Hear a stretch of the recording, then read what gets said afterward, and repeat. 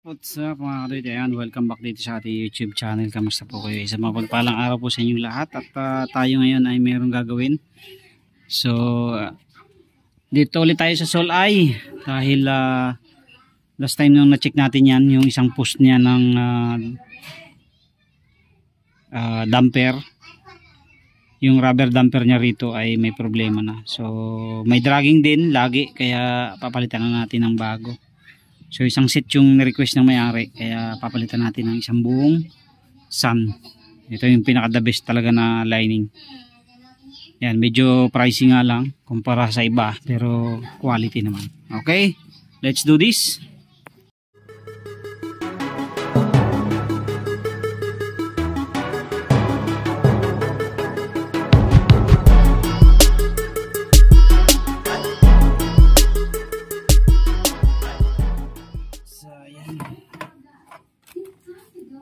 Linis pa, oh. Kakalinis lang naman natin yan, eh. Talagang yan lang ang pakay natin.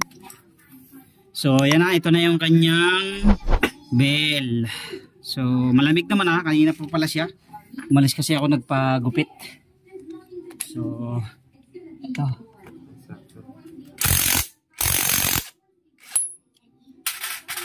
Ang bell niya kasi naka-regroove to, eh. Kaso nawala na ang groove niya, oh. No, naka-groove to, di ba? No. May ganun-ganun. Pudpud na. So, pudpud na. May groove yan dati, oh. Meron pa naman. Kaya lang, medyo nipis na. May groove siya mga kadod, kaya lang sobrang nipis. Pero kakagat pa rin yan dyan. Ayan, oh. Kung mapapansin nyo. Oh. So ibig sabihin may groove siya, kaya lang napaka-nipis ng groove. Kung hindi ako nagkakamali, itong bell niya ay kay Idol Mickey Maso. Ano nga bang pangalan ng ano niya? Nalimutan ko na. So basta yun, ito. Yung kanyang bell. Sobrang liliit nga lang ng groove niya.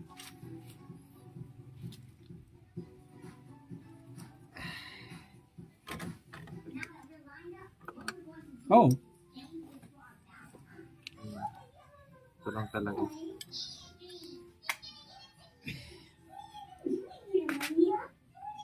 So, makapal pa yung line niya. Kaya lang kasi ito replacement, hindi siya orig. Yung pansinin niyo yung kanyang yung backplate niya. Pagka mga ganyang kulay tapos yung ganitong klase ng lining, hindi siya original. Replacement lang to, kaya gantong madragging. Ayan. So papalitan natin ng bago to. Kaya gagawin natin sun. Ang nagiging isa na din kasi ng dragging, yung nawawalang isang rubber damper dito, hindi pantay yung angat niya. Kaya yun natin, papalitan na natin ng bago. Okay. Tanggalin na natin to at ating papalitan na yan ng bagong clutch assembly.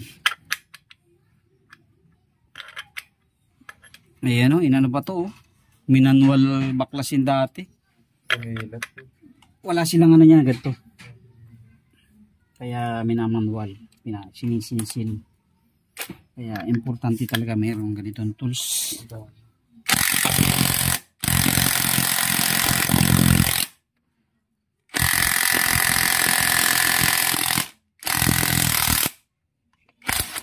Tigas.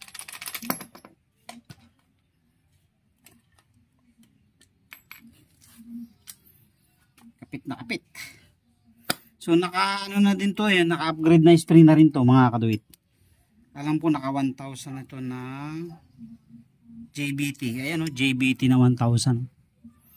So kaya na to, banda na rin yung nito. Pati yung bell niya, clutch. Ito, pulley set niya naka naka-avocado. So ito, ang naging problema nito, yung isang damper niya dito.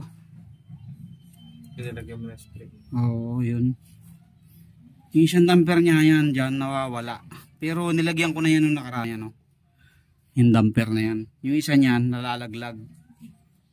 So, papalitan lang natin ng isang buo yan. So lilinisan muna natin bago natin palitan. natin. So ito na yung kanyang bagong clutch assembly.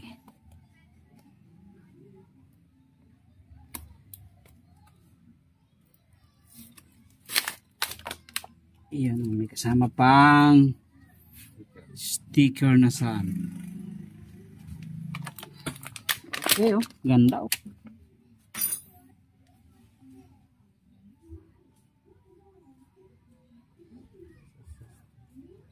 So, kabit na natin. So, naka JBT siya na center spring. 1,000 din yan mga kaduit oh. JBT, wow, lupit. JBT pa oh. So, hindi ko na binuksan yung torque drive niya kasi kakalinis lang namin yan. Wala pang 1 buwan yata. So, ayos na ayos pa yan.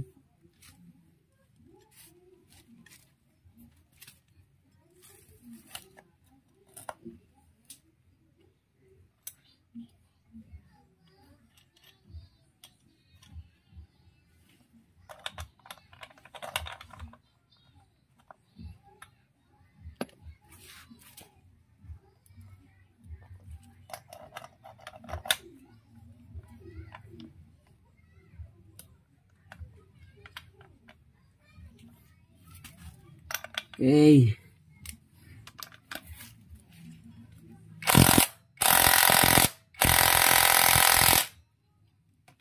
Ayos.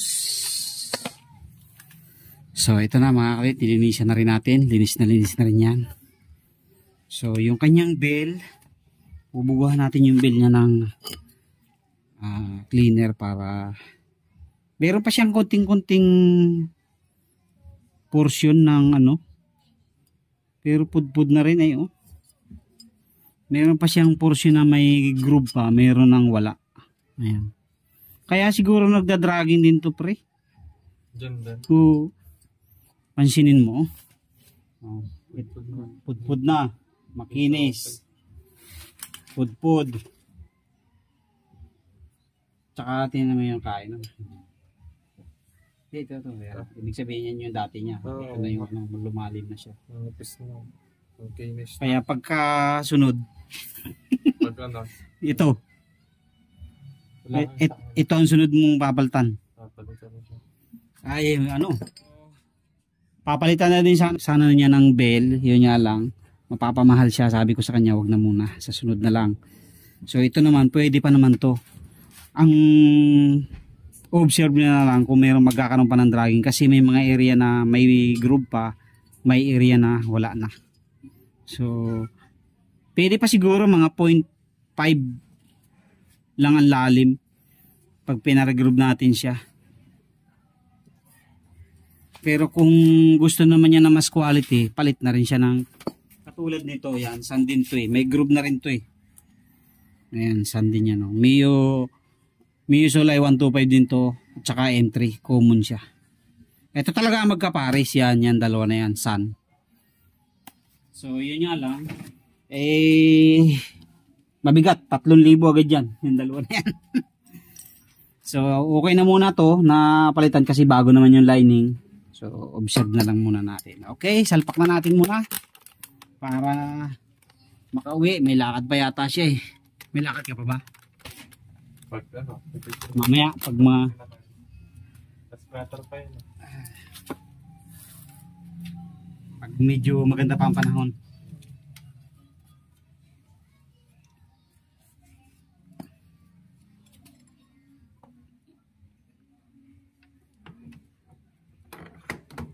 Okay.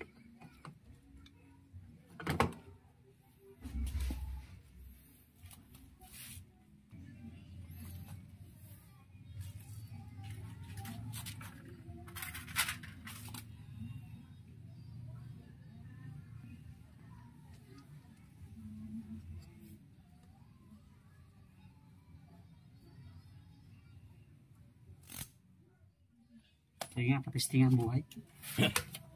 Ay, meron pa pala itong siya. Bopo ata, baka lang talaga nagkabit dito sa ako. Tama mo. Nakon. Di ba dapat ano yan? Yung brake light ko din. Di na rin siya halata. Wala na. Nakaangat yan. Nakon na to.